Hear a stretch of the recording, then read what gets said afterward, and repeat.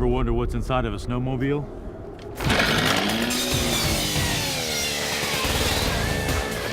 We're about to find out.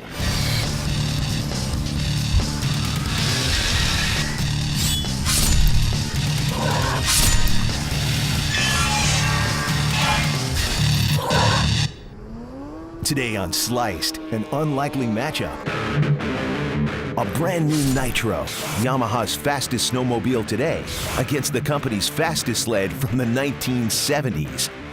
We're gonna find out who's faster and why. The winner gets Sliced.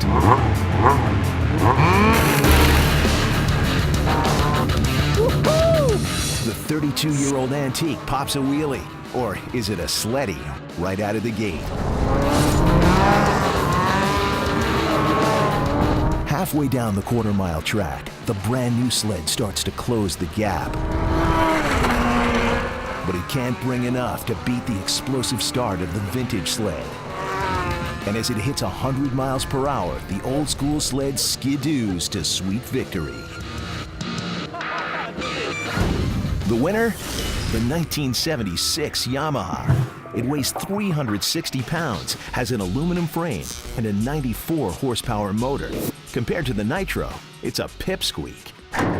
John and his pal Bud have an idea to explain how this little guy was able to clean the clock of the brand new Nitro. So I've been thinking about it.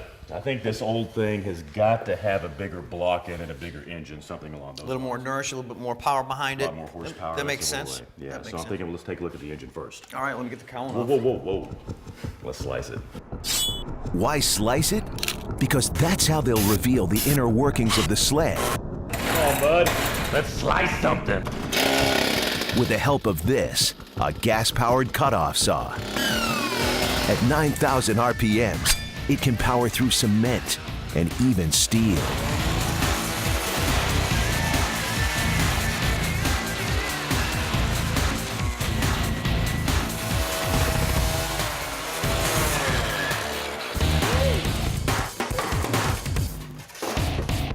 Well, you know, it doesn't look all that special.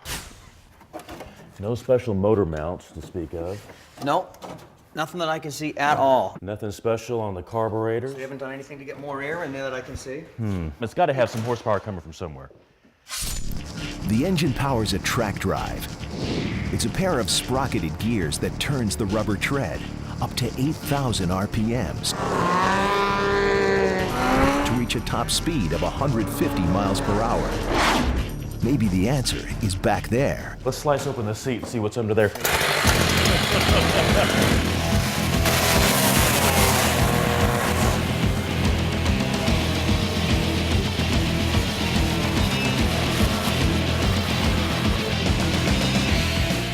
The aluminum fiber abrasive wheel is designed to wear down gradually over time.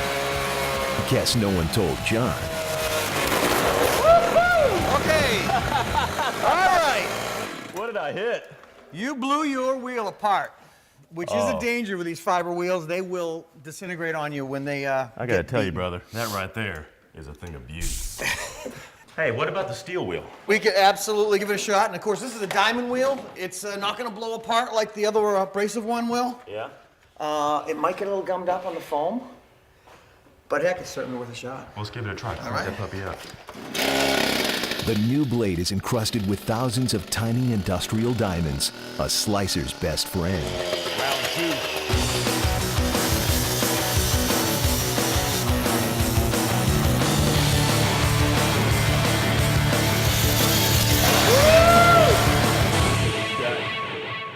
Dude, was there a rat living in here? There's a rat living in here. Oh, Lord, look at this. Oh, yuck. That is kind of nasty. Yeah, grab that Sawzall. See if you can't get it in there. There we go. There it is. There's the owner's manual. Oh, wow. I bet the owner lost that a month after he purchased it. The owner's manual is too damaged to shed any light on the power mystery. So, it's back to slicing. I don't know if you've used these before, but these are just like these are like scissors on steroids. That's my line, dude. I'm using that. In electric shears that can cut anything from cold rolled steel to aluminum. Well, we've cut through the base, and I gotta tell you, after finding rat poop and an owner's manual, I have no idea what we're gonna see underneath this thing. They hope they'll find a souped up track drive with a tread modified to chew up the ice. 1, 2. I thought I would see big silver spikes coming out of this thing. This thing's not picked out like you'd expect for an ice run. Nothing unusual about the tread. They must have missed something in the engine compartment. Let's look at this. The carburetor, plain and ordinary carburetor. Simple butterfly valve. Doesn't look like we've got anything special inside. No oversized air intake. No larger valves. Yeah. We've got obviously no nitrous running into this. You know what I'm thinking?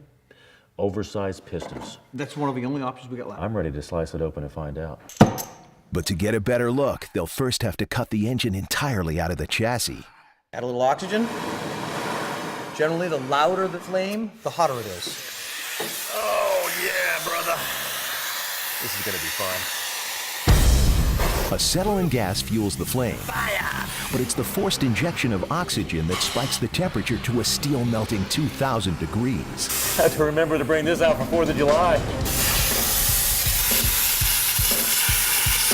That was like butter.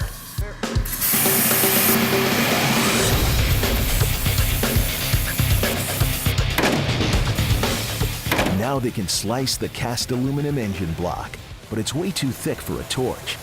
So it's back to the cutoff saw.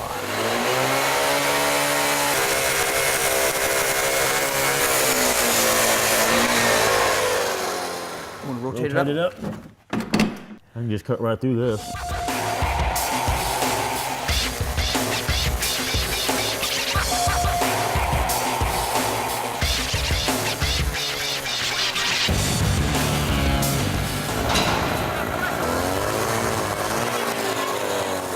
What's interesting about this is actually the very hardest part of the engine to cut. And we're lining up the cuts from this side of the engine to this side of the engine. I mean, it looks just like a centimeter long, but that is absolutely going to be the hardest cut that we make on this snowmobile all day. And we're going to cheat with a crowbar. We are that close. Oh, you know what? It's going to break, isn't it? It is. Yep. Oh, look at that. There it is. Voila. Look at that slice right there. We went right through the crank. You know what this is? You know why this has got so much horsepower? I know what you're gonna say. It's a two-stroke. Two-stroke, two-cycle. Two-cycle engine. Very simple technology.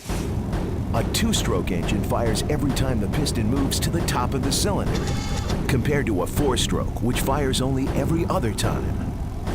You got a spark plug up here, you've got gas coming right through here, and you've got an explosion. How many explosions per minute are we getting on a two-stroke engine? 11,000? 11,000, probably 13,000. Top end, you could go, keep going with it. Mystery solved. A high-torque two-stroke engine to spin the track drive with unmatched fury. But at what cost? A fully sliced vintage snowmobile. They don't make them like that anymore. Back in the 70s, two-stroke technology was Top. what everybody was doing. Absolutely. Now, you know, in the year 2009, people are going to four-stroke engines. They're more fuel efficient. Cleaner. But they're a lot heavier, and they're a lot more bulky, and they don't have the raw torque that something like this A had. two-cycle wins. A two-cycle engine sucking up a lot of gas with a lot of torque and carrying an old 76 snowmobile down a quarter mile like you've never seen before. That was a fun slice. I think it's now time to investigate a four-stroke.